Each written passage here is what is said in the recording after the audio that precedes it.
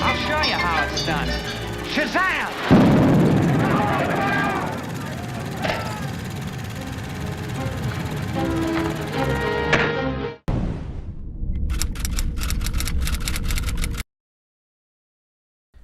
Hey, what's going on, you sexy motherfuckers? Welcome back to our channel here at Underdeveloped, where we cover everything entertainment, from movies to TV to games, all that good shit. And today we have another movie review for you, for the movie MaXXXine with the triple X. but no Vin Diesel. No, not Vin Diesel's Triple X. This is very the different Triple third X. installment of the X franchise. Yeah, the X trilogy. X as we know trilogy. it. Yes. The first one with the Maxine character, Was Maxine X. Minx. They were filming this. Porn movie somewhere in the middle of nowhere, and it went to shit. Yeah, it became a slasher movie. Yep. And the second one was a Prequel. Was a prequel, but very good prequel. It was about the younger version of the slasher of the first one, Pearl. And her story, and that was played by Mia Goth as well, and she crushed it. One of the best performances, deserved an Oscar for. It was a great movie. Oh, she absolutely excellent did. Performance. She deserved an Oscar. She crushed it. Yeah, and we recovered that movie back when it came out. Yes, so watch that review if you haven't seen it. Yeah. And now we have Maxine, which continues the adventures of Maxine from the first movie after she killed Pearl. And she set up for her career in Hollywood. Yeah. And here, and it's yet again directed by T. West, who directed the other two. Yeah, I thought it was pronounced Ty West. Ty West, T.I., I don't know. Good, fair enough point. Could be either.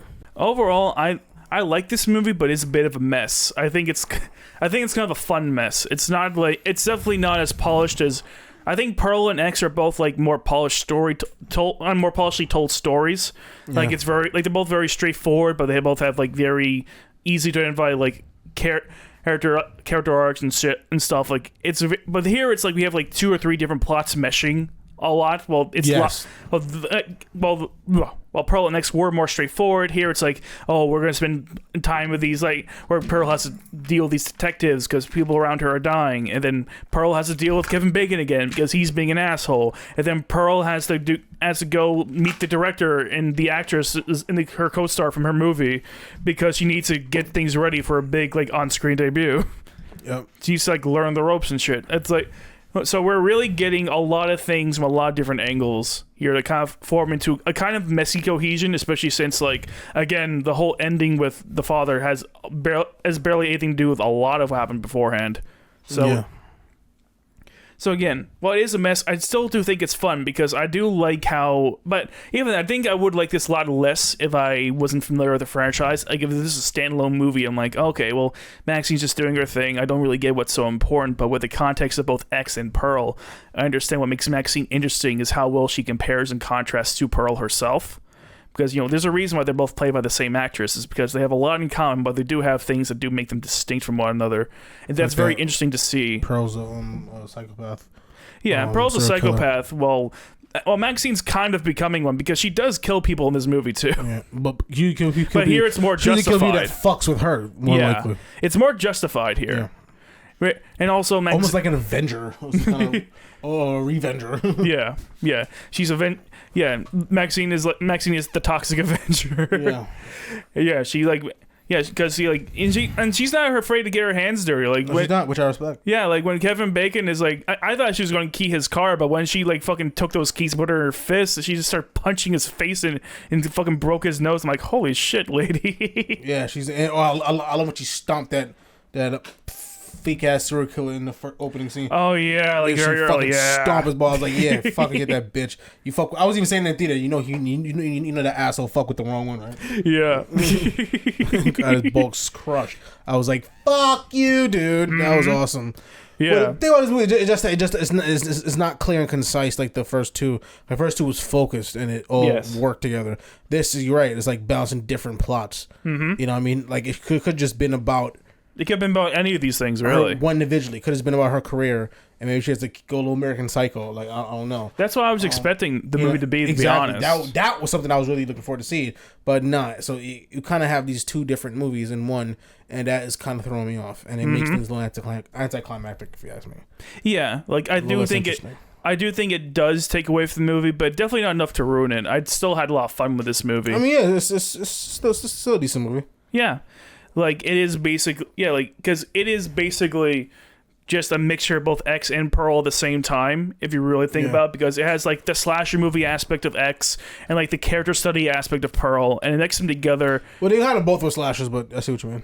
Yeah, I mean Pearl was kind of a slasher, but not very much, not in the traditional sense. No, but it's about a serial killer growing in body count throughout the movie. Yeah, but again, it takes a very different approach to any other slasher movie. It's just more about. I mean, I've seen other movies like that, but this is just a character study. But it are like serial killer movies about like if you like Halloween Ends. That's about it. No, not even like that. If you see that is like that as well. Also, movies that's about serial killers. Like if you saw the biopic for Ted Bundy and Thomas Wayne Gacy and those guys.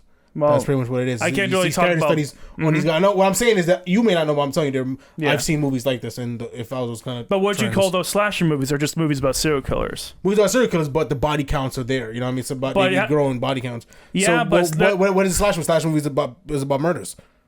Like American Psycho is a slasher film, technically. It's more than a slasher film, but it has a slasher element to it. That's a stretch. What do you consider a slasher film then? What constitutes a slasher film for you? A slasher film is like a movie where we have like this wide group of characters who get ticked off one by one. It's like by having main character actor as like by having a main character like fucking fucking Pearl is like that's already so different.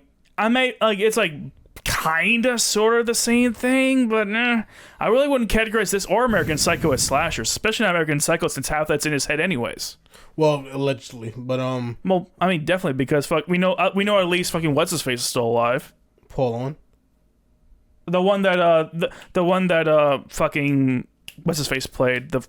Jared Leto? Paul, yes. Yeah, that's what I just said. Paul Allen. Okay. I don't remember his fucking name. I remember the actor more than the character in a lot of respects. I mean, what I look at slasher film is like, if it involves murdering a bunch of people throughout the movie, yeah, that's a... Yeah, but by that definition, Die Hard would be a slasher movie. No, I mean, but these are serial killers picking off people one by one.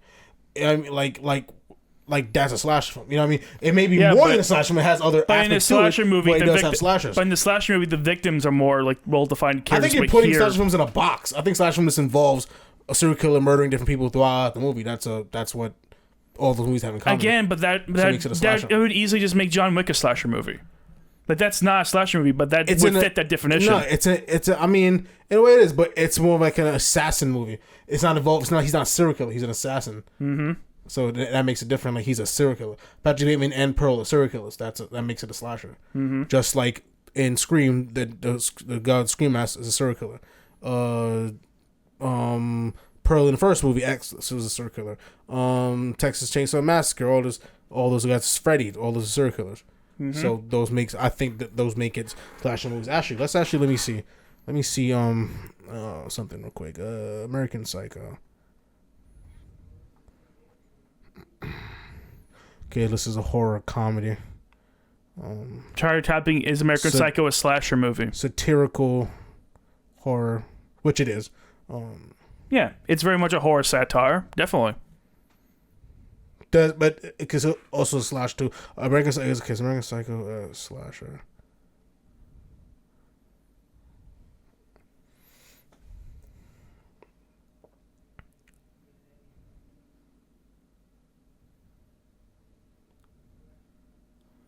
No, it's a black comedy presented as a satire of thriller slashers. So satire of thriller slashers. Mm-hmm. But it still makes it a slasher. Because it's a satire means that it's not one? Whatever. That's case Scream is just a satire of slasher as well. No, I mean, at least in Scream they have more of a traditional slasher movie in it, so that's very much a slasher also. But he's picking off people. All right, well, that's fine, whatever. What else you have to say about this movie? Let's see. I said Oh yeah, I do have one more thing to say about this movie. I actually do really like the way this movie ends. I think it's like it kind of like cohesive. I think it really helps the movie glue itself together. At least what the character arc is trying to achieve. Like if any movie, again, given how messy it is, if any movie, Ty West wants any of his movies to have a director's cut, I would want it to be this one because I'm curious what else it would actually fit in here. But with that being said, I do like how where Maxine ends in the movie, where she finally has what she wants, what Pearl could never achieve because she didn't have to drive in to actually like push herself through this industry to get it. But Maxine had that drive and she got it, and she's like depressed because, and she's feeling not really depressed, but she's feeling more melancholic, like because she's like happy that she's here, and she so desperately doesn't want it to end. And that's where we leave off with her. Like I think that's just a very powerful sentiment about, because this whole movie is about how this whole franchise even is about how we why we're like attracted to fame, what we're running away from, who we're trying to become through fame, and then when we finally get there, it's like what's next? It's like I have to work so hard to keep it. And that's what success in general. Yes, it is. In any industry, why you think people that are very successful keep working? Yeah, because they're scared to death of losing it. Mm-hmm. That's why capitalism is the way it is, because the wealthy just want to keep being wealthy, and that leaves us with nothing, you know. But that's a different story. But that's kind of like the mindset. Like it is, like it is definitely similar, but how Ty West manifests it in this franchise, especially in this movie, is that movie is just this anguishing feeling of like I am just so desperate to cling on to this. Maxine just doesn't want to let it go so bad. Yeah. This is her time to spotlight because now everyone has their eyes on her because she killed the serial killer, and she's going to be in this movie, and and she has no idea if this is going to last. And that's kind of scary for her. Yeah, and that's kind of like, especially in this industry specifically, because it's all about vanity. It's all about it's all people about like you because you're the hot thing. Mm-hmm. You know, so it's very easy to people fade in and fade out very quickly in this industry. Oh, plenty. So it's a very real fear to have. So, yeah, I thought that was interesting as well. Mm-hmm. Yeah. Yeah. Overall, Maxine's a good movie. I would only ever recommend it to somebody who's seen both X and Pearl first. If you haven't seen any of them, then please watch Pearl at least. Pearl's a really great movie. I love Pearl. Yeah, Pearl specifically was a very, very solid. Yeah, that movie's top tier. Yeah, for definitely. Sure. I like X and Maxine, but Pearl is the best. And it's not even close. X is cool. I thought it was a very whatever slasher. If you ask me, I did at first, but then I saw it again, and then I'm like, okay, I liked it a little more the second time around. I seen it another time, so maybe if I see it again, I may like it more. But off the time I did watch it, I was like, I mean, it was cool. It wasn't a bad movie, but yeah, definitely one of the weaker A24 films I've seen. Yeah, A24 has plenty better movies than X. Yeah. Maxine, I say it's a little better than X. Mm-hmm. Not as good as Pearl. No, not as good as Pearl. Definitely not. Yeah, definitely not. But I say a little better than X. Mm-hmm. So it's kind of in the in between, but more leaning towards X than it does Pearl. Mm-hmm. I'll say, in terms of as good as it's going to be. What's your score for this? I'm thinking 86 for Maxine. Wow, that's higher than I thought you was gonna give it. I was gonna give it probably 82. Okay. Yeah. That's fair.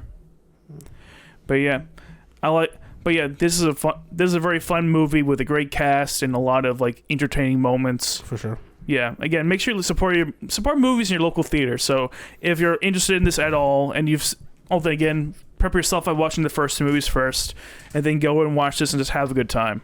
Yep. Yeah. I agree. You'll get to see a lot of actors just do their thing and just be really funny. Yeah.